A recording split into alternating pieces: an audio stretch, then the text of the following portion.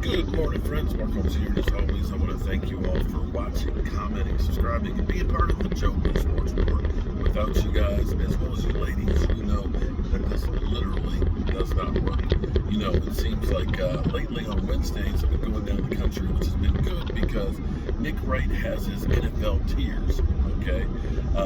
As opposed to a power ranking, what he does is he puts them in groups or clusters of, you know, like Super Bowl contenders and, you know, guys that are good but not really quite good enough, and then teams that are just bad. And that's you, Giants, Washington, and Eagles. Y'all in tier 3. Y'all are way down below. You guys stink. Yeah, you stink. So it's worked out well being on Wednesdays that I'm actually catching this ball kind of going down the road and thinking about everything that is the Dallas Cowboys.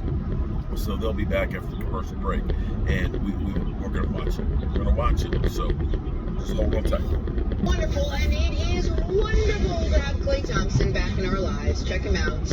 Enjoying just a early season day activity on the beach. He spent a lot of time in the water. If you follow him on social media, a little martial arts possibly. You gotta love us some play. You gotta take your sneakers off, though. It's the best, Jenna. Let's get used to the bare feet. What else you got for us?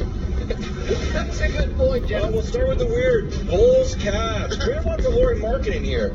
Big block on Javonte Green, and then immediately gets chunked on. Bulls put up 131 points in the win. I guess this is the highlight, low light. If I was Clear picture after 4 weeks on who's a contender, who's a pretender, and who's stuck in the middle with an identity crisis. Nick, buddy, my friend, my colleague, the floor is yours. Well, Jenna, major movement at the very top and the very bottom, as we always do. We go from 32 to 1, unveil the bottom. Listen, hey, congrats, New York football teams. You're no longer the worst. The Texans, who are an expansion team, and the Jags, the one team they've beaten, they're the two worst teams in football, coaching situations notwithstanding. Jets, Jags, Lions, terrible. Colts, Dolphins, Falcons. Falcons keep breaking my heart, terrible. This next group of 7, they're all 2-2 or 1-3. There's not a good offense aside from Philly between them.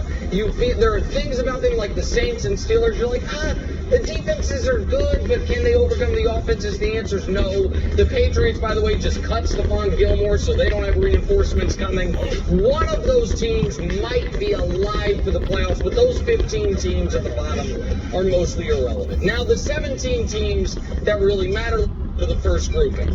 This is why you need the committee. That last standings darlings. Oh, who loves the Raiders, Panthers, Bengals, and Broncos? Between the 4 of them, they're 12-4. They're all 3-1, and none of them are any good.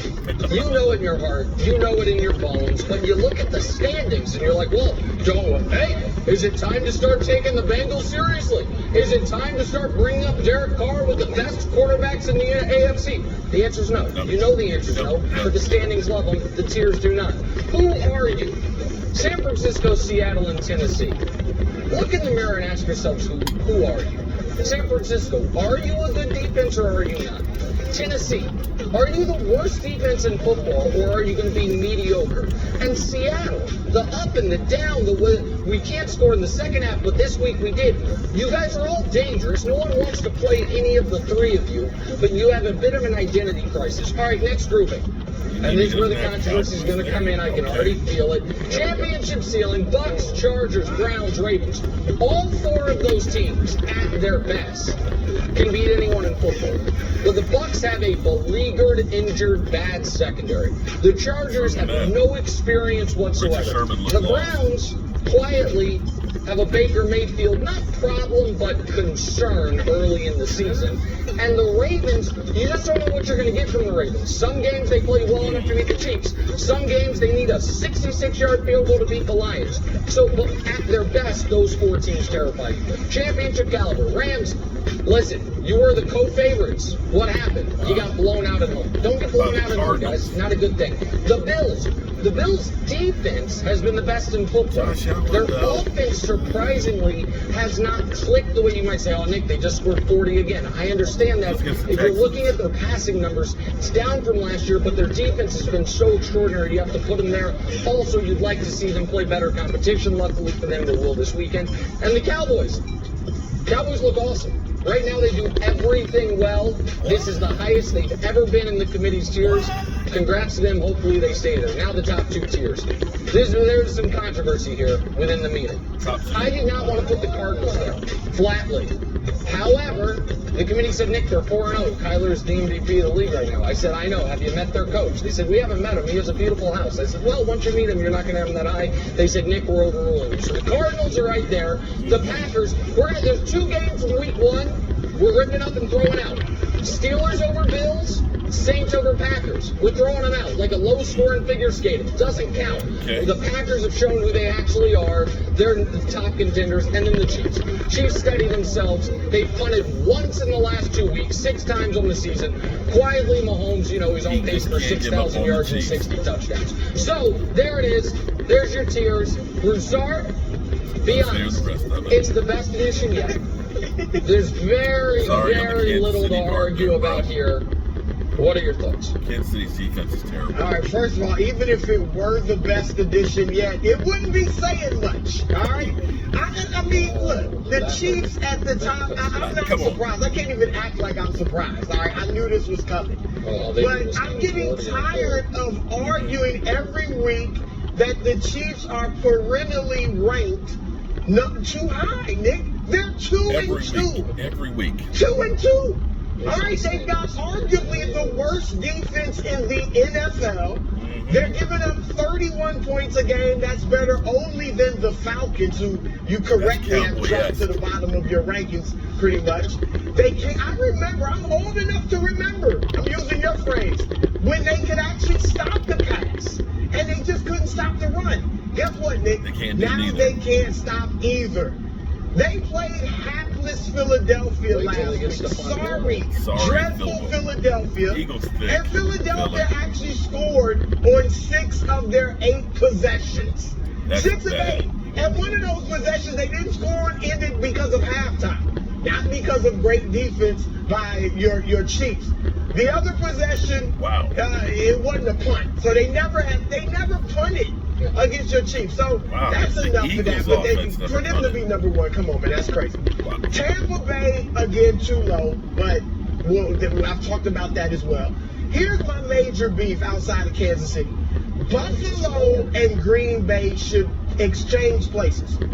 Buffalo should be a number 1 contender, and Green Bay should fall down the championship caliber. All right, and Green Bay, Nick, we can't just forget what happened on opening night or opening weekend when they got crushed by the New Orleans Saints, all right, who probably should be on the Who Are You, because they're kind of up and down. They got a good win over a San Francisco team that's not quite as good as we think, right? We found that out. And then they beat Pittsburgh, who was just falling apart, and Detroit. So, Green Bay, you talked about Buffalo not being that impressive. Buffalo has scored 35 or more points in the last 3 weeks. They've scored 40 or more the last 2 weeks. You talked about the offense. Offense is more than passing, my man. The passing, Josh Allen is not doing what he did last year because it's not needed yet. All right, the run game is top 5 in the league behind Devin Singletary. Defensively, you said it, number 1 in the league. They stop the run, they stop the pass. Buffalo is legit, and I'll be interested to see what happens in your tiers next week. Should they topple your Kansas City Chiefs? That's a real threat. If they beat the Chiefs, they'll probably skyrocket to the top. Here, let me just respond to Buffalo quickly here. The problem for Buffalo is competition.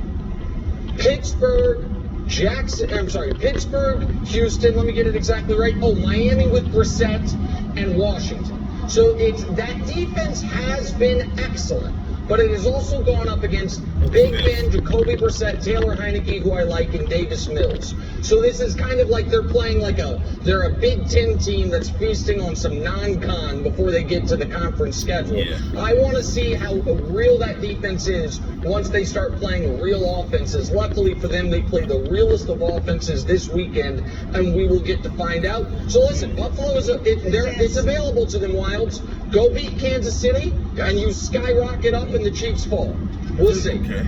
I agree, my friend. I agree with you wholeheartedly. I have one correction, Nick. And if you remember, that's why I was outside of your home waiting for the invite. I don't know if your buzzer is not working, but I was hitting it because I did get the invite. But it's okay. It's no big deal because I brought the petition here for the one change I would have made. But next week, Nick, call the foreman or whatever. Make sure your buzzers work because I was outside. Okay, here's my petition on moving the Bucks up one tier. And I was going to say this last night. I don't know if you heard me shouting from the sidewalk, but I was going to do it. Here's the petition to move the Bucks up. Reason number one, the rushing defense. The rushing defense, 2 yards and a cloud of dust. The only team allowing less than 3 yards per rush, a total of 190 rush yards. They're the best in 2019, best in 2020, best in 2021. Just on the Patriots to -1 yard. They've given up a total of 1 rushing touchdown. This is an all-time historic